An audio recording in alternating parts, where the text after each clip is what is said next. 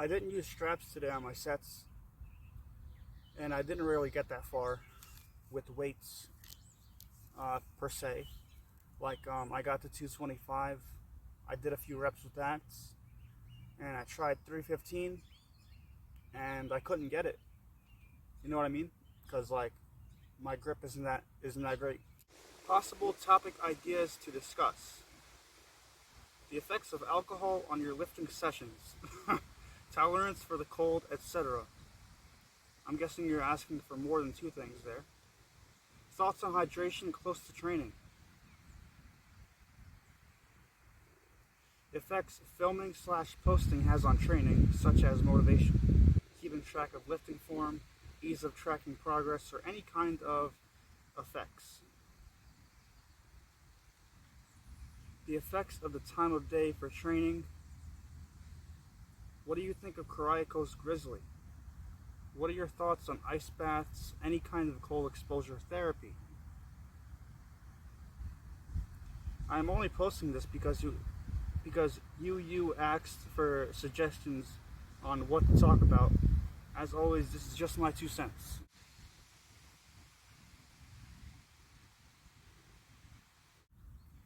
So, for the first point is maybe 2 years ago now. This is my 2 cents on this.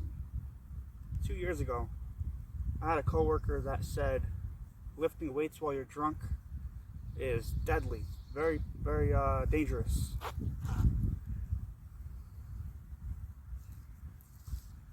Because what the alcohol does is it thickens your blood, I think.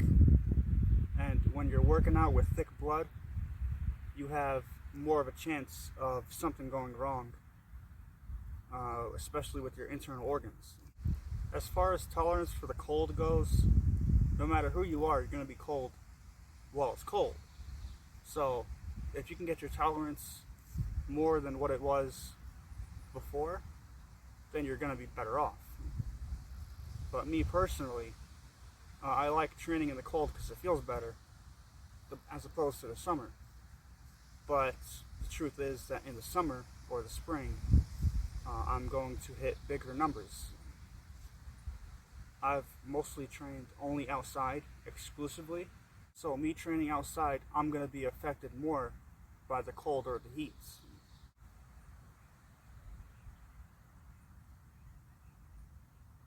Thoughts on hydration close to training? As far as that goes, the more hydrated you are, the better. That's all I can say about that. Effects filming / posting has on training, such as motivation, keeping track of lifting form, ease of tracking progress, any kind of effects.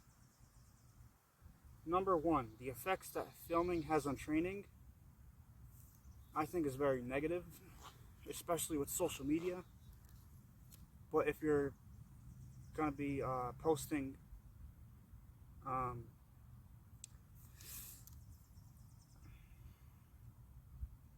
it's hard to say, honestly. Let's just say we run a comparison of somebody who lifts in the dark, solitary confinement, no videos, as opposed to someone who records every workout, or close to every workout. They record daily and they post on the internet. Those two things, you're going to see a major difference, I bet, in strength. The person in solitary confinement is always going to be stronger. They're going to be stronger because they're not going to care what they look like, what they sound like. They're not going to care what anyone else thinks, because they're in solitary confinement. You only have yourself and your thoughts. I feel like the person who doesn't record their workouts is more motivated than the person recording it every day. I don't know, it's just a weird intuition.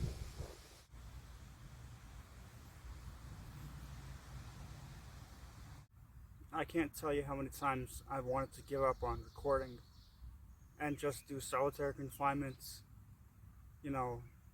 calisthenics, strongman, powerlifting in the dark with nobody knowing about it. I'm sure a lot of people do, and I'm sure that they're more motivated than the people that do post online. for personal reasons. That's just the way I feel. However, the advantage that the person recording every day will have over the solitary confinement dude, recording every day will give you an idea of what your form looks like. And maybe you can do something about it if you want to. Because that's what it comes down to. It's a choice of recording every day, of fixing your form, of just getting after it every day. It's always a choice. And whatever you choose, that's your choice. And nobody should influence that. I think it's very important to have a mind of your own.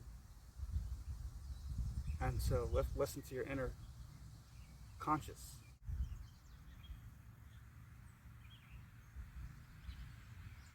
Also, I gotta say, I really appreciate this comment.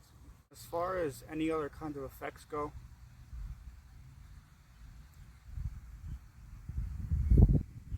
it's hard to say. I'm sure filming has more effects on training than I'm just saying. It's always a mentality, always a mindset. You know what I mean? The time of day and the effects that it has on training.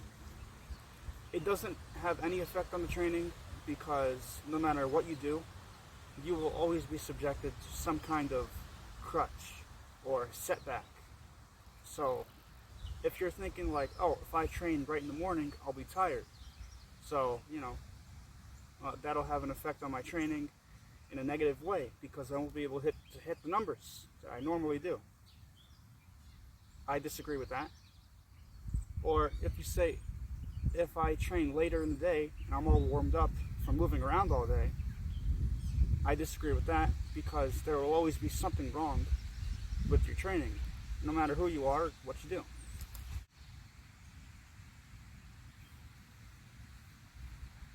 I talked about Kariakos Grizzly the other day, or yesterday, whatever it was. Thoughts on ice baths and cold exposure therapy. It's strictly a new age thing, like post-1980s. Because back in the 1770s, people weren't like throwing themselves in the cold baths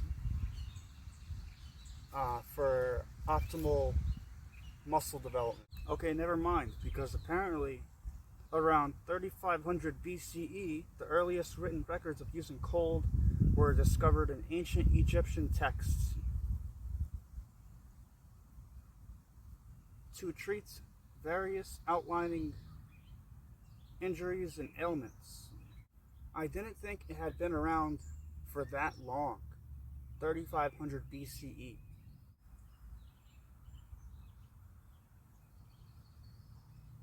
I'm gonna be honest with you, when I look back at my videos and I watch them, I cringe. Just hardcore cringe.